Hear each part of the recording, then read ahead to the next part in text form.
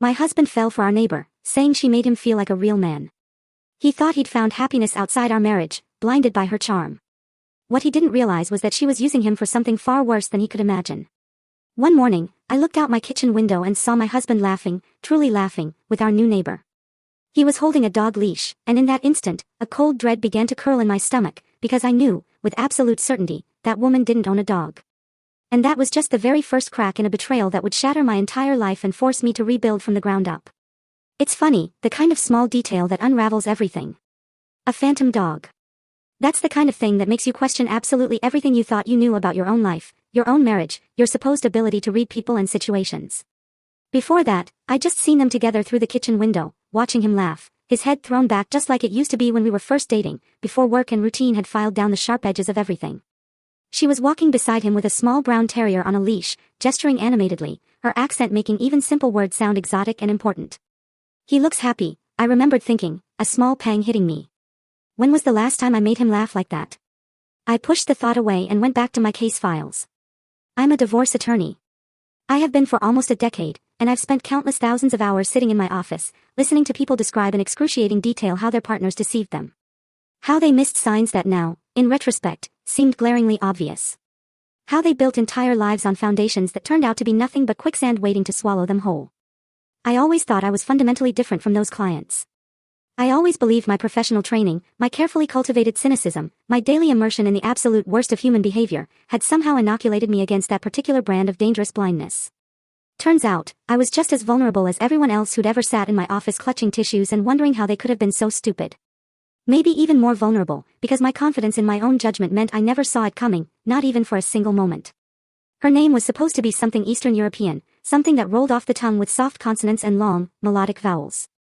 She told us she was originally from Ukraine, from a small town near Kiev. That she'd come to America about 3 years ago with a husband who seemed charming and romantic at first, but gradually turned controlling, then emotionally abusive, then physically violent in ways that left marks she had to explain away with increasingly creative excuses about clumsiness and accidents. The first time I really talked to her, she was standing in the hallway, holding a bag of groceries and crying. My husband was at work. I was home early for once, nursing a headache after a particularly brutal deposition. I heard sounds through the door. I opened it, and there she was, tears streaming. "I'm sorry," she said, wiping her eyes quickly. "I didn't mean to disturb you. Are you okay?" I asked, genuinely concerned. She laughed, a humorless, choked sound. "My husband called. He found my new phone number somehow. I don't know how he does it. No matter how many times I change everything, he finds me." I invited her in for tea. It just seemed like the decent thing to do. She sat at my kitchen table and told me about the man she'd married. Charming at first, then possessive, then dangerous. The escalation was gradual, she said, her voice trembling. He controlled the money, the phone, my access to friends and family. By the time I realized what was happening, I was trapped. "Why didn't you go to the police?" I asked, a familiar question from my own line of work. "I tried. They said without physical evidence, there was nothing they could do. And every time I tried to leave, he found me. He always finds me." I should have recognized the script. I'd heard versions of it hundreds of times in my office from women whose husbands actually were abusive. But hearing it over tea in my own kitchen, watching the tears fall, seeing the fear in her eyes, it felt different. It felt real. "How did you end up here?" I asked, curious. "I researched neighborhoods," she said. "Safe buildings, good neighbors. When the apartment across the hall opened up, I knew it was a sign. You and your husband seem like such good people. I could tell just from watching you in the elevator." I didn't ask how long she'd been watching. She moved into the apartment directly across the hall from us in early spring, when the trees outside were just starting to bud. I remember thinking how striking she was when we first met in the elevator that Tuesday evening. Tall and angular, with cheekbones that could cut glass and an accent that made everything she said sound like poetry. My husband noticed her immediately. Of course he did. Everyone in the building noticed her. What I didn't realize at the time was that she had noticed us first. Long before she ever signed that lease, she'd been watching, studying, preparing her approach with the precision of a surgeon planning a complicated operation. The friendship started innocently enough, the way these devastating things always do when you're telling the story afterward, trying to identify where exactly everything went wrong. She needed help carrying heavy boxes up the stairs because the elevator happened to be broken that particular weekend for maintenance. She didn't understand how the building's unnecessarily complicated laundry system worked and kept losing quarters in machines that ate her money without washing her clothes. She was confused about the recycling schedule and had gotten a formal warning from the building manager about putting the wrong materials in the wrong bins. My husband stepped in immediately to solve each of these small problems. He's always been that way, you know. The kind of man who stops to help strangers change tires in the rain. Who believes fundamentally in helping others, even when it costs him something. It's one of the things I loved about him. It's also what made him the perfect target. I was working 60-hour weeks that spring, sometimes considerably more, desperately trying to make partner at the firm before I turned 40.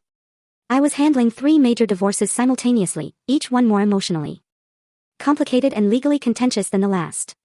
I barely had time to eat a proper dinner most nights, let alone manage the mundane details of neighborly interaction.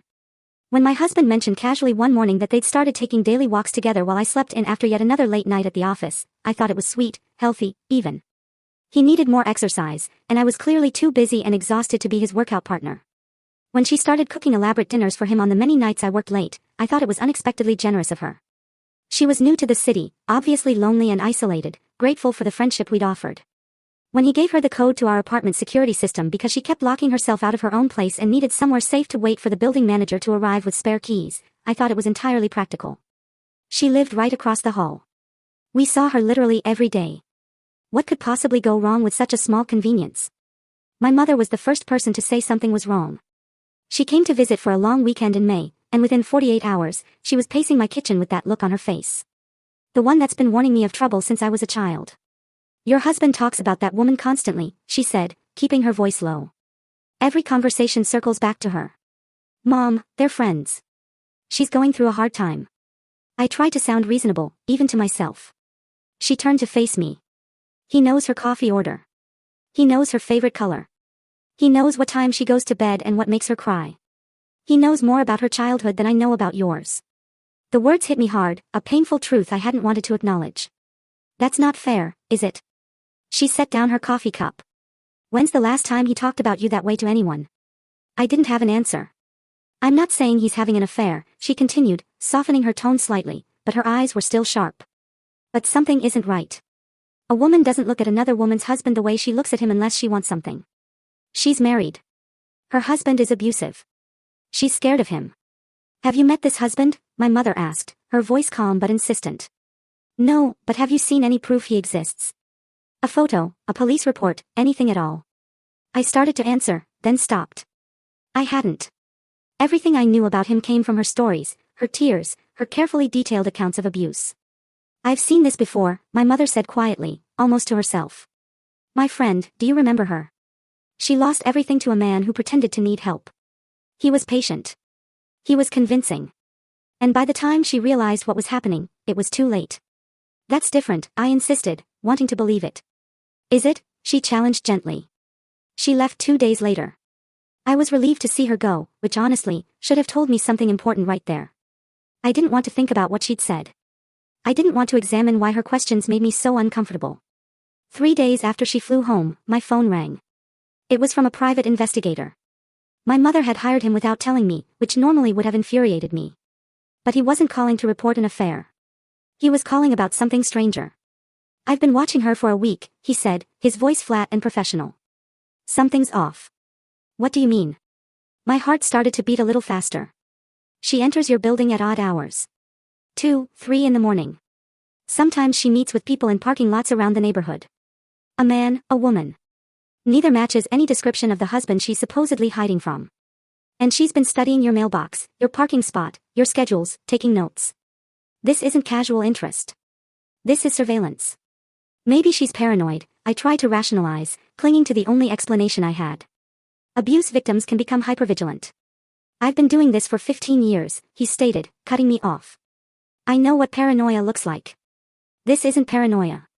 This is planning. I thanked him and hung up. Then I sat at my desk for a long time staring at my office wall, trying to process what he told me. I told myself he was overreacting. His job was finding problems, so he found them everywhere. But something had shifted. A seed of doubt had been planted, deep inside me. And once it was there, I couldn't ignore it. Over the next few weeks, I started watching more carefully. I noticed how often his phone buzzed with messages from her. How he angled his screen away from me.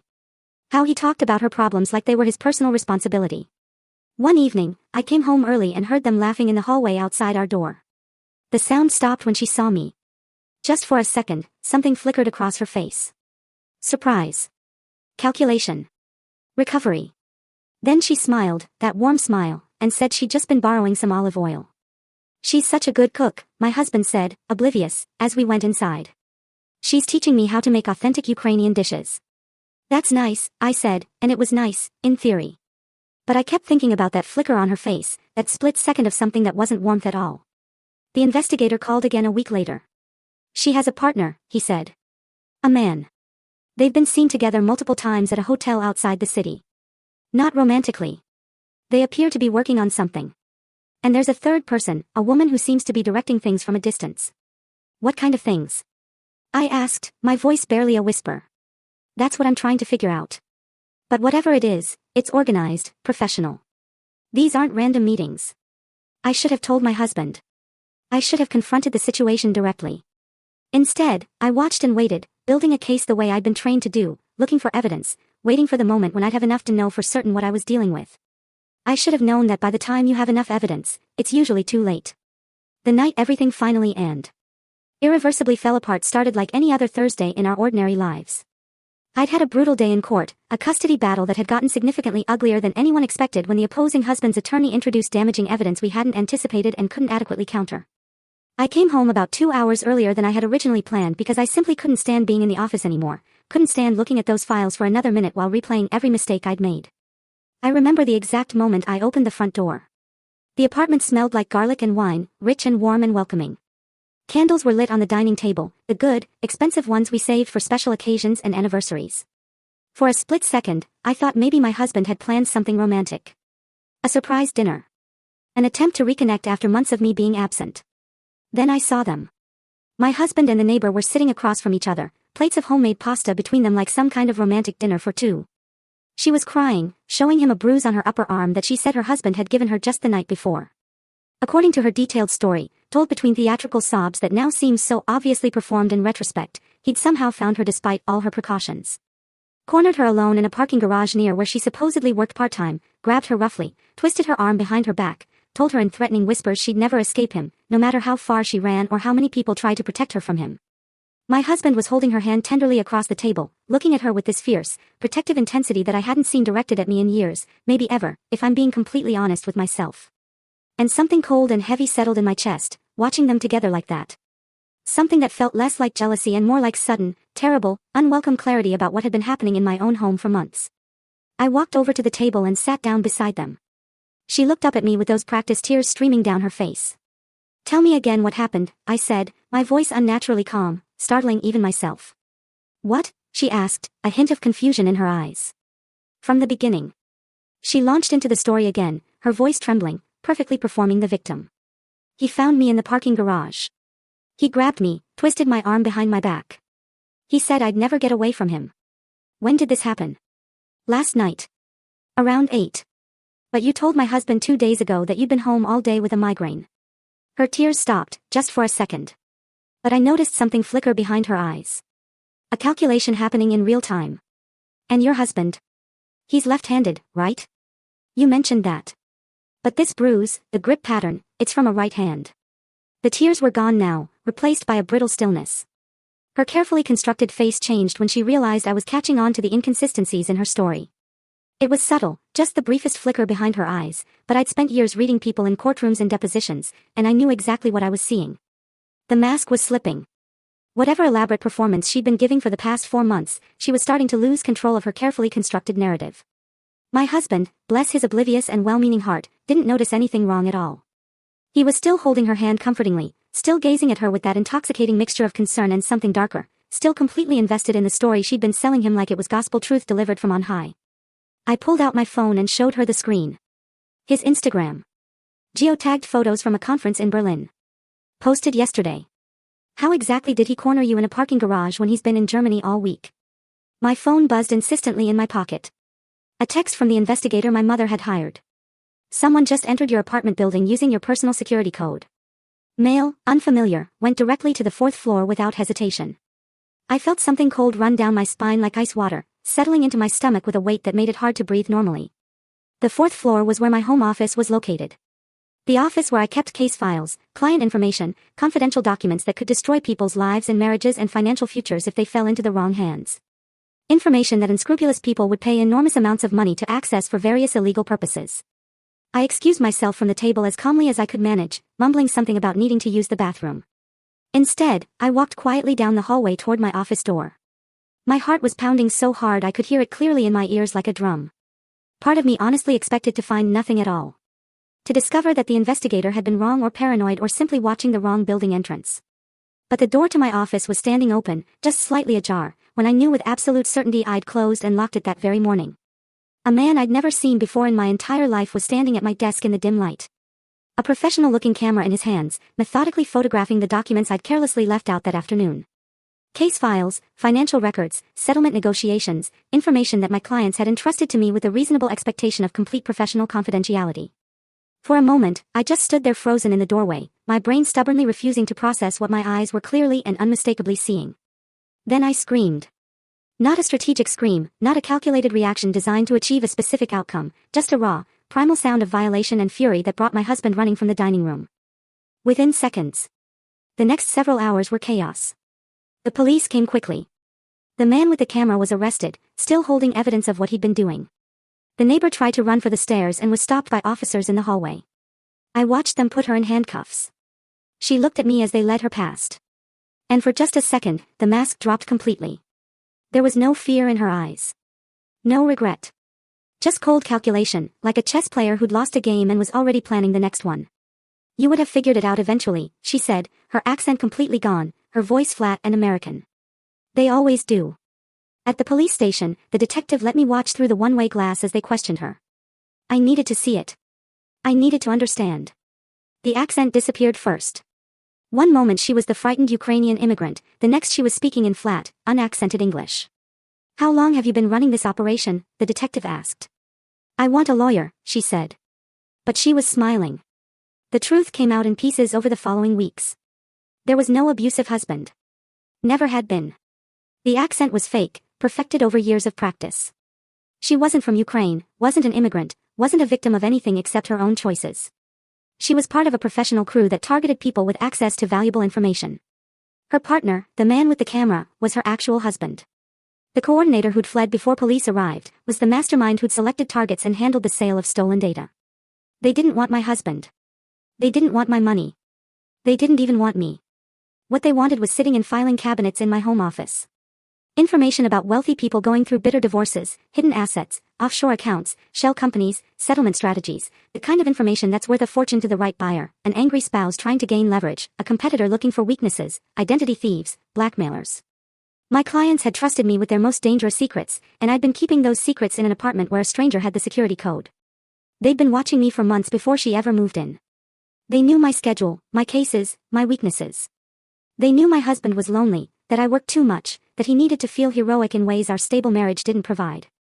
Every detail of their friendship had been manufactured. The vulnerability, the intimacy, the trust, all of it designed to get access to my files. The bruises were makeup, the tears were acting.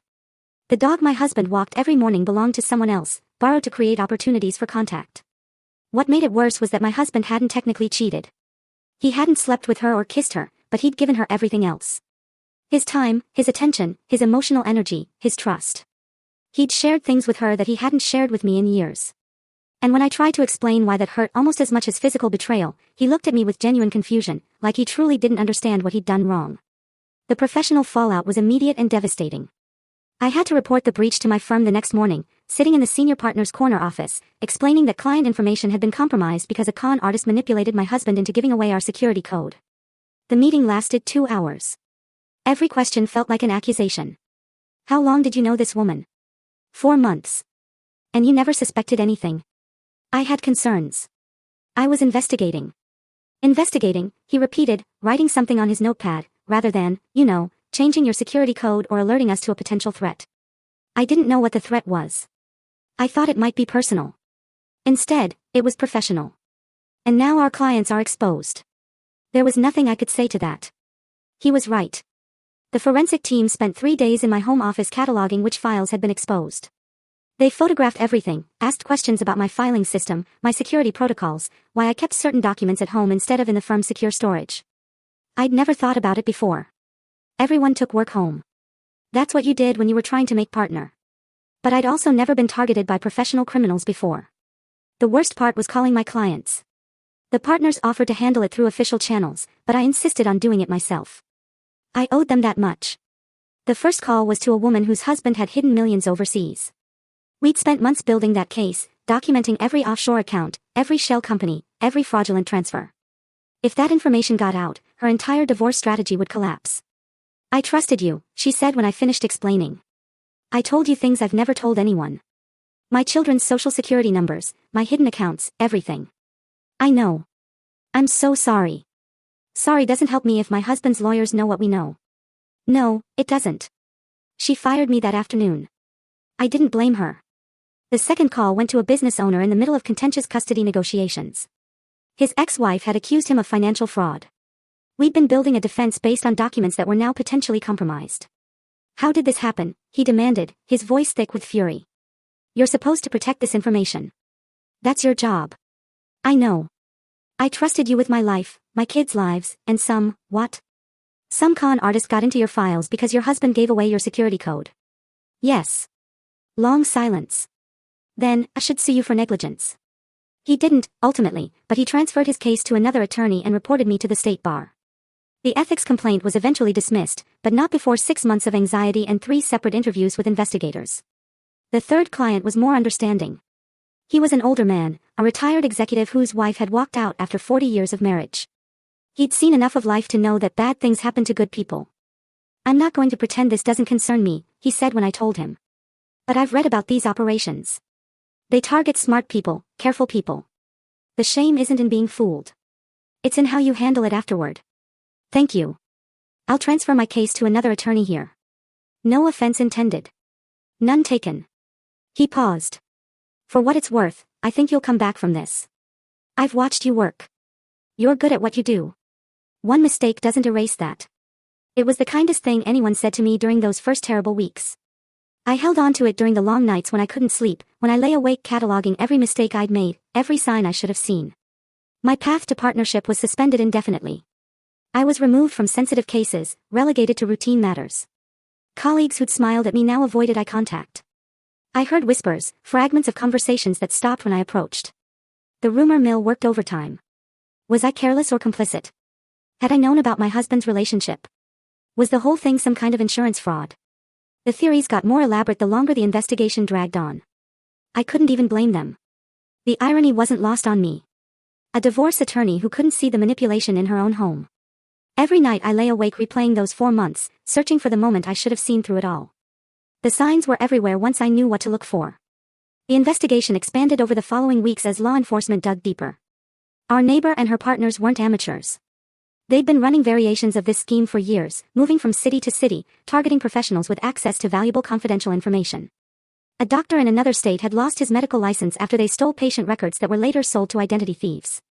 A financial advisor watched his firm collapse when client portfolio information leaked to competitors. A corporate attorney nearly went to prison for what prosecutors initially thought was insider trading before investigators realized he'd been victimized by the same crew. The woman who'd posed as my neighbor had been doing this for more than 4 years. She could read people instantly, identify vulnerabilities, become whatever they needed. For my husband, that meant being helpless and grateful. Someone who made him feel strong and heroic. For other victims, she played different roles. A struggling single mother, a grieving widow, a frightened immigrant. Whatever persona got her through the door. The coordinator, who'd selected targets and sold the stolen information, escaped before police arrived that night. International warrants were issued. Agencies coordinated across borders. But she was smart and careful. The investigators told me she was probably already setting up the next phase of her operation somewhere else. The chances of catching her seemed frustratingly slim. Then 6 months later, they got her. She was trying to cross a border with forged documents, probably heading to set up shop somewhere new. The arrest felt like victory for about 12 hours until I realized it meant more proceedings, more testimony, more opportunities to relive everything in painful detail. Meanwhile, my husband had moved into the guest room. We weren't fighting. Fighting would have required energy I didn't have. We existed in careful silence, 2 people in the same space trying not to connect. He wanted to apologize, to explain how completely he'd been deceived. And I knew he had been, systematically, by professionals who'd studied his weaknesses and exploited them over months. But knowing that didn't make it hurt less. One morning, about a week after the arrests, I found him in the kitchen making coffee. He looked like he hadn't slept in days. "I keep going over it," he said without preamble. Every conversation, every interaction, looking for the moment I should have seen through it. "Me too," I admitted. He turned to face me, his eyes tired and haunted. She was so convincing. The fear in her eyes when she talked about her husband. The gratitude when I helped her with something small. I thought I was doing something good. Being the kind of person you'd want me to be. That hit harder than he probably intended. "Is that why you did it?" I asked, my voice thin. "To be the person I wanted." "Partly." He sat down at the table, running a hand through his hair. "But also, she saw me. Actually saw me. Not as your husband, not as somebody's spouse, just as me. She asked about my day, my thoughts, my dreams. She remembered things I'd told her weeks before. Do you know how long it's been since you asked me about any of that?" I wanted to argue. I wanted to say I'd been working 12-hour days, trying to build a future for both of us. But he wasn't wrong. And we both knew it. "That doesn't excuse what I did," he continued, his voice strained. "I should have told you what was happening. I should have asked before giving her the code. I should have, I don't know, been better. Why didn't you tell me?" "Because I knew you'd see it for what it was, an emotional affair. Even if nothing physical happened, even if I never touched her, I was falling in love with someone else, with the person she was pretending to be. And I was too ashamed to admit it, even to myself." The words hung in the air between us, heavy and cold. I waited to feel something. Rage, betrayal, grief. Instead, there was just a dull ache and a kind of exhausted recognition. "What happens now?" he asked, his voice barely a whisper. "I don't know," I honestly admitted. "I honestly don't know. I want to fix this. I want to earn back your trust." "I know you do," I said, looking away. "But I don't know if that's possible."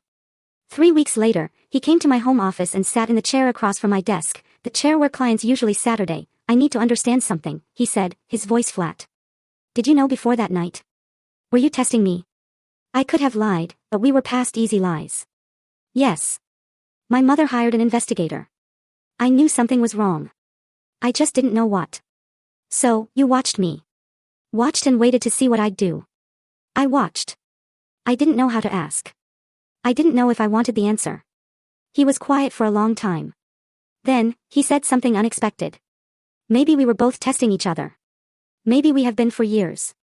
You pulled away into your work. I found someone who made me feel needed." Neither of us said anything. We just watched each other fail. I wanted to argue, defend myself, explain the pressure I'd been under. But sitting there, surrounded by the case files that had defined my life more than my marriage had, I couldn't. He wasn't entirely wrong. The conversation didn't fix anything between us. It wasn't meant to fix anything. Not really. But it was honest in a way our communication hadn't been for longer than I wanted to acknowledge. And that honesty counted for something important. We agreed to try couples therapy together, to see if there was anything worth salvaging underneath all the accumulated damage and resentment. But even as we made concrete plans to work on our relationship, I could feel the distance between us solidifying into something permanent, like wet cement setting into its final shape. Some breaches simply can't be repaired with good intentions. Some betrayals, even the ones that don't technically qualify as betrayals, leave marks too deep to ever fully heal. Life has a persistent way of moving forward, even when you feel completely frozen in place. The legal proceedings against the neighbor and her partner dragged on through the entire summer and well into fall. A slow grind of preliminary hearings and legal motions and plea negotiations that felt absolutely exhausting, even from my position on the periphery. I wasn't a witness to anything particularly critical, just another victim among many, which meant I mostly watched from the sidelines while federal prosecutors methodically built their case against the operation. The coordinator, the woman who'd orchestrated the entire scheme from behind the scenes, was eventually captured trying to cross an international border with an obviously forged passport. That felt like genuine victory for approximately 12 hours until I realized that her arrest just meant additional proceedings, more testimony requirements, more opportunities to relive the worst months of my entire life in painful public detail. The justice system moves slowly when it moves at all.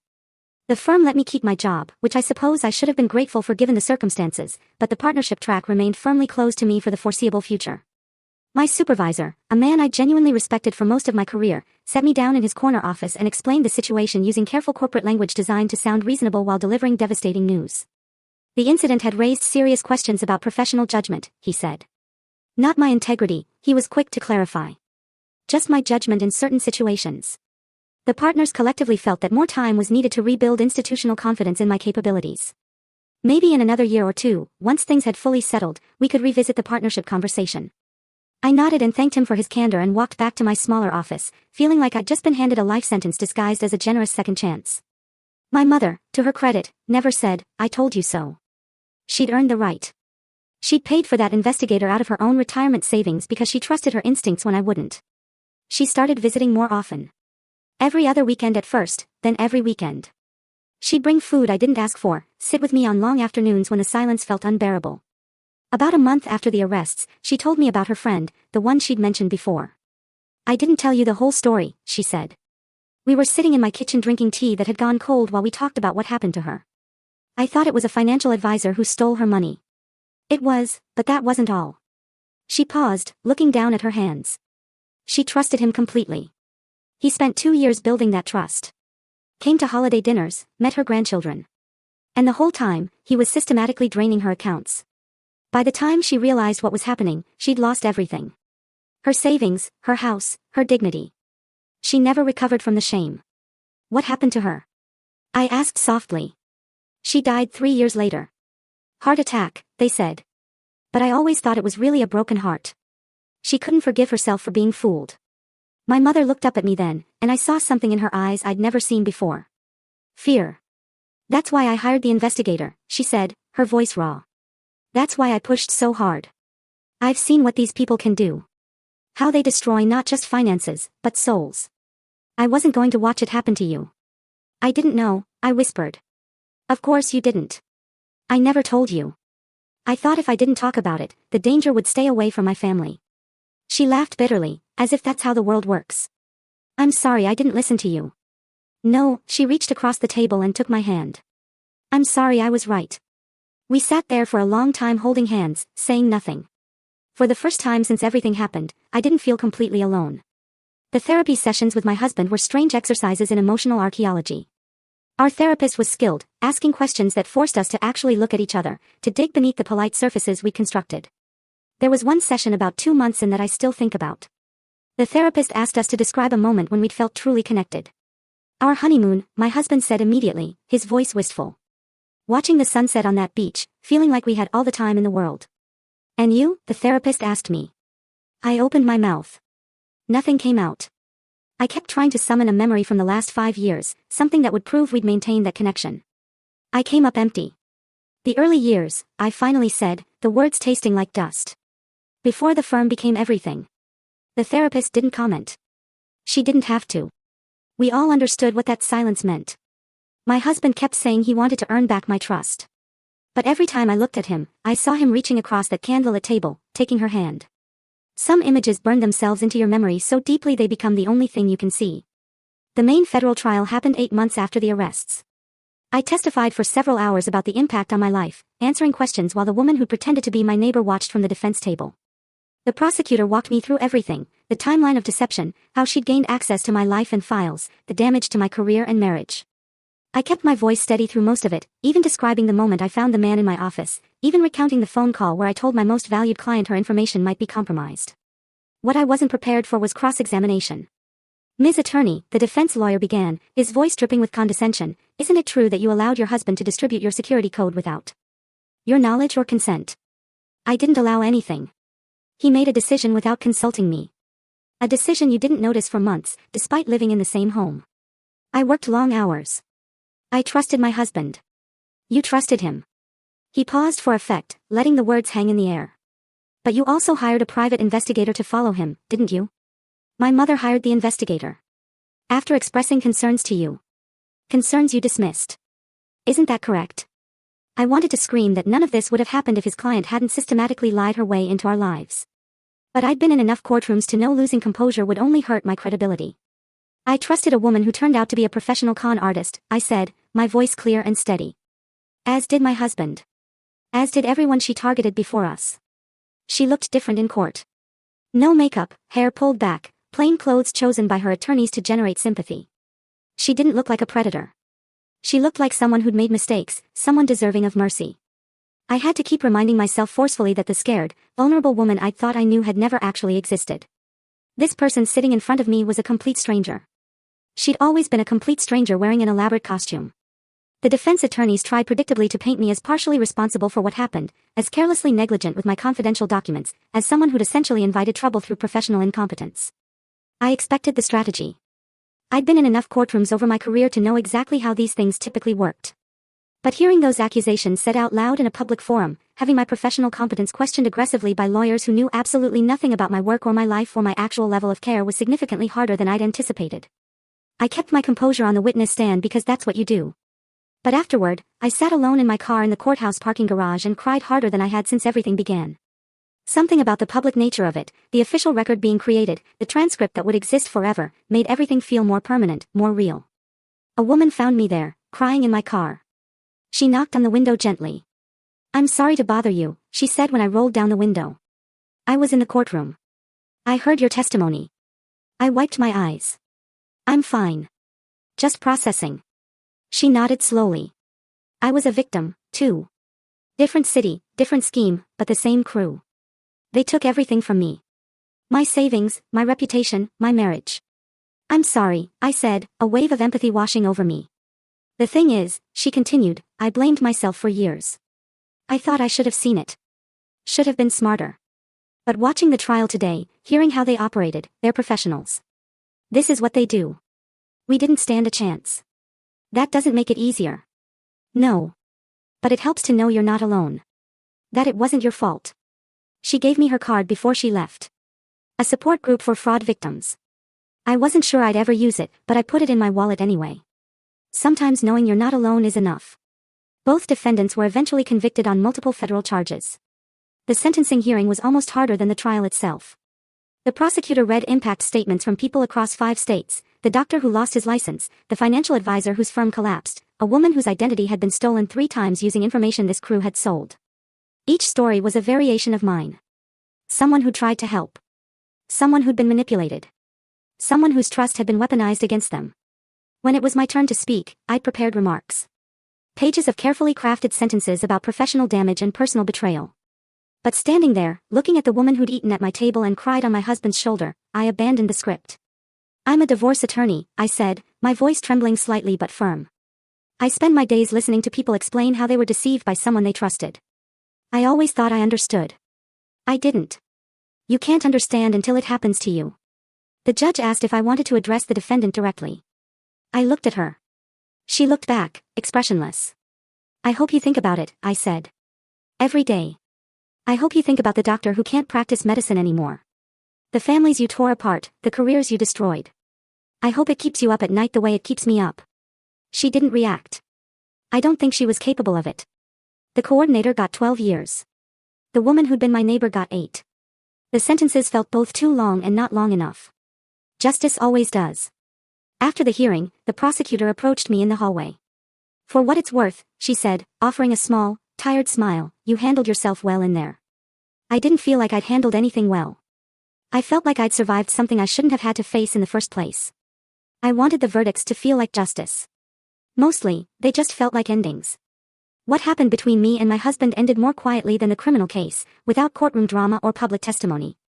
We kept trying for 6 months after the trial. Therapy sessions, difficult conversations, attempts to rebuild something from the wreckage. But some things can't be rebuilt. Some damage goes too deep. The moment I knew it was over came on an ordinary Tuesday evening. He was cooking dinner, something he'd started doing more often, as if domestic gestures could repair what had broken. I walked into the kitchen and saw him standing at the stove stirring something in a pot, and I felt nothing. No anger, no love, no grief, just emptiness. That's when I knew. "I want a divorce," I said the following Sunday over coffee that had gone cold while we talked around the obvious subject. He didn't look surprised. Disappointed, sad, yes, but not surprised. Maybe he'd been waiting for me to say it. Maybe he'd wanted to say it himself, but couldn't find the courage. "Is there anything I can do?" he asked, his voice low. "No," I said, my voice equally quiet. "I don't think there is." We sat there for a long time, not touching, not speaking. 2 people who'd shared a life for years. Now, strangers sitting across a kitchen table. The divorce itself was straightforward. We both wanted it over. No children to fight over. No complicated assets to divide. Just 2 people who'd stopped recognizing each other, deciding to stop pretending. He kept asking if there was something he could do differently, some gesture that might bring me back. But it wasn't about gestures. I'd forgiven him for being manipulated. What I couldn't forgive was the vulnerability that made it possible and my own role in creating it. The mediation was brief and businesslike. We divided possessions without argument. He took the bedroom furniture. I took the kitchen things. We split the books. Alphabetically. It felt strange, dismantling a decade of shared life in a few hours of efficient negotiation. But maybe that's how it should be. Quick, clean, like pulling off a bandage. We sold the apartment because neither of us could stand living there anymore. The real estate agent suggested staging it to look warm and inviting, but every time I walked through those rooms, I felt sick. The kitchen where she'd cooked dinners for him while I worked late. I could still see them sitting there, plates of pasta between them, her hand reaching across the table. The living room where they'd watched movies on nights I came home too exhausted to do anything but sleep. He'd told me about their movie nights casually, like it was the most normal thing in the world. She likes old romantic comedies, he'd said. Isn't that sweet? The hallway outside my office, where I'd found her once, supposedly looking for the bathroom. She'd been standing very still, looking at my closed office door.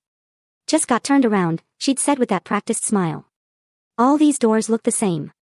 She'd been counting steps, mapping the layout, figuring out which door led to the information her crew needed. On the day we signed the sale papers, I walked through the empty apartment one last time. The rooms looked smaller without furniture, more ordinary.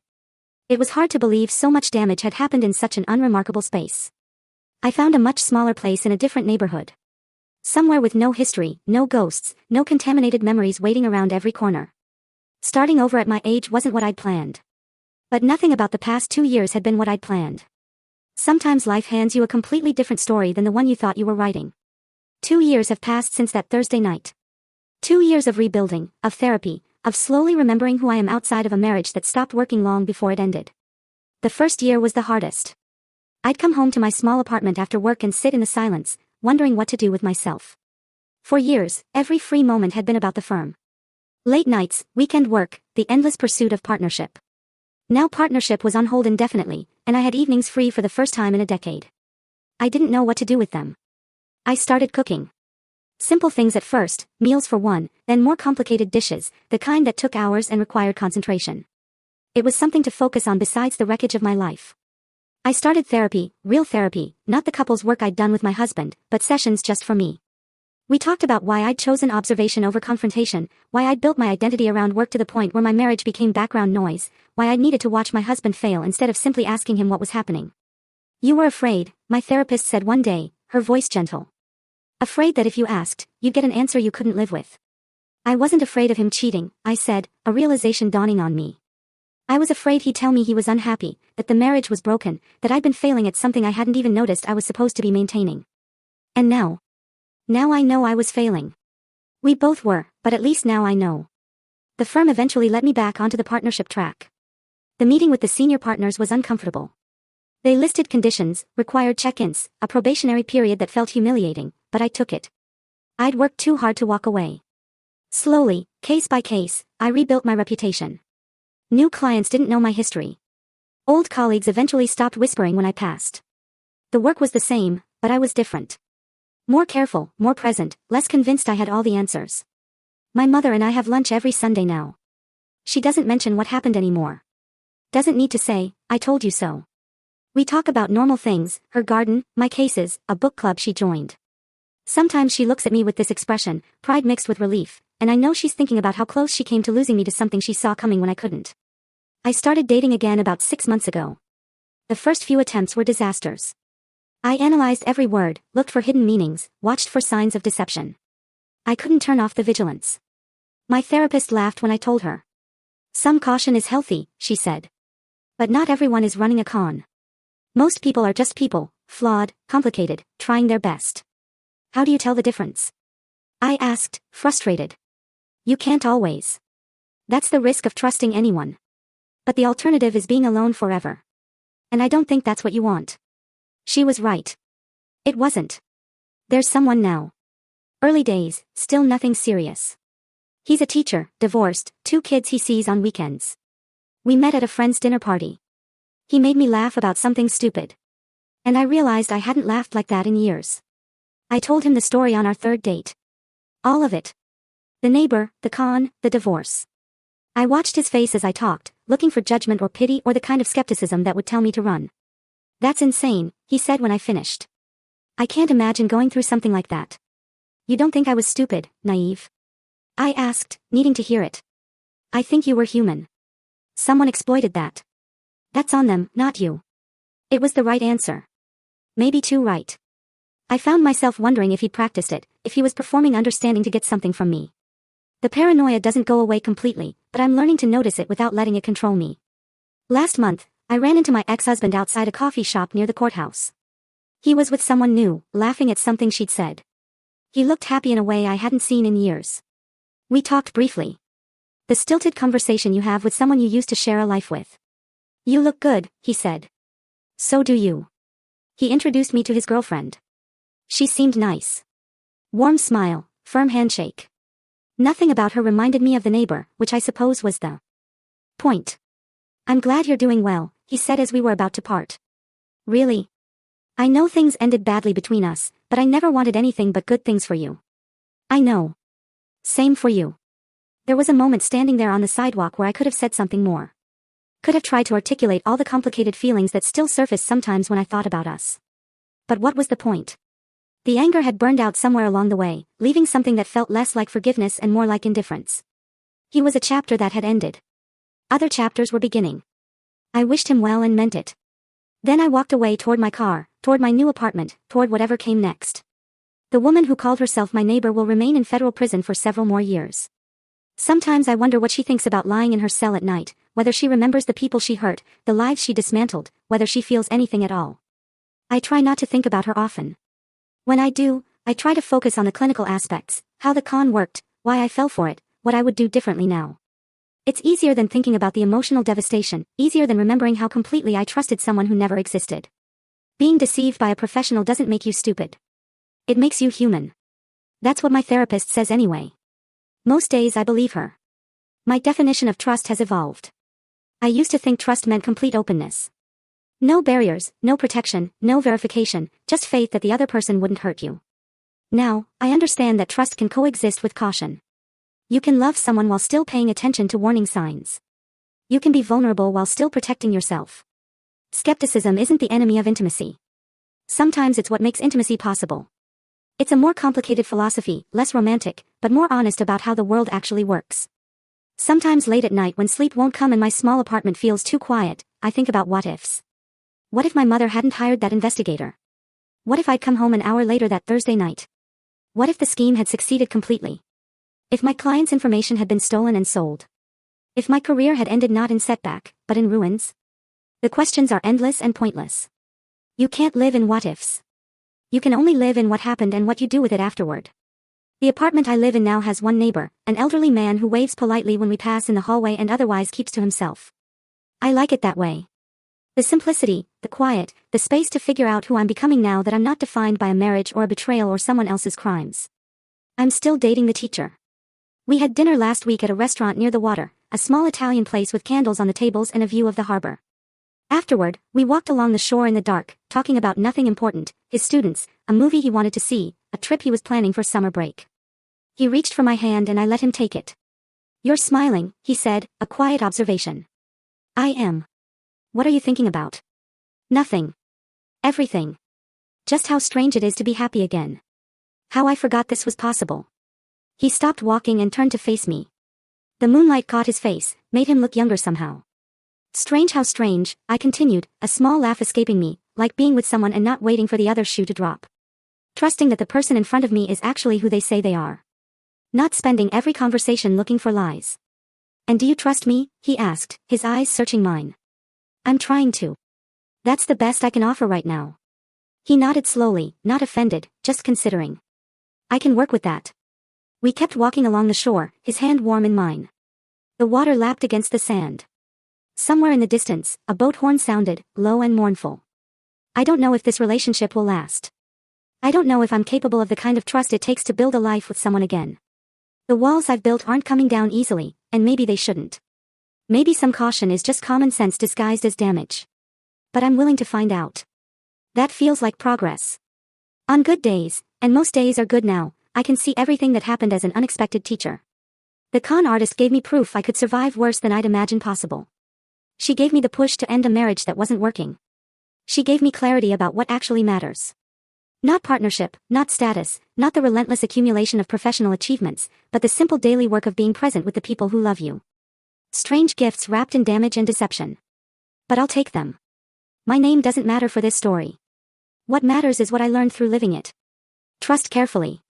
Not because everyone is a con artist, most people aren't, but because the ones who are have made deception their profession. They're better at lying than you are at detecting lies. That's just mathematics. Pay attention to warning signs, even when it's uncomfortable, especially when it's uncomfortable. The things we don't want to see are usually the things we most need to notice. Listen to the people who love you when they tell you something's wrong. They're not always right, but they're seeing you from an angle you can't see yourself. That perspective matters. And when life hands you a con artist dressed as a damsel in distress, don't be too proud to admit you were fooled. We're all capable of being fooled by the right person with the right approach, saying the right things at the right time. The only real question is what we choose to do with that humbling knowledge afterward.